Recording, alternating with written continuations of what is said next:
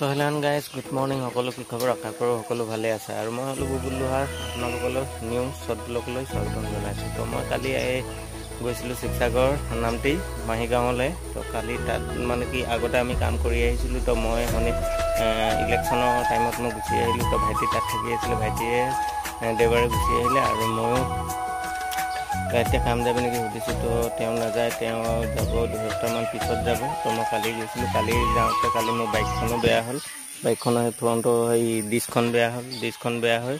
তাৰপিছত তাত ভীমখিনি ঢালি থৈ আহিছিলোঁ, ভীমখিনি ঢালি কিনি কমপ্লিট হৈ গ'ল, শুকায়ো গ'ল। তো সেই তাৰে যিখিনি ফাৰ্মাৰখিনি খুলি থৈ গুচি আহিলোঁ। তো কালি মোনাটো মেচিনো বহুত অৱস্থা বেয়া হৈ গ'ল, তাকে দেখুৱাই দিম বলক।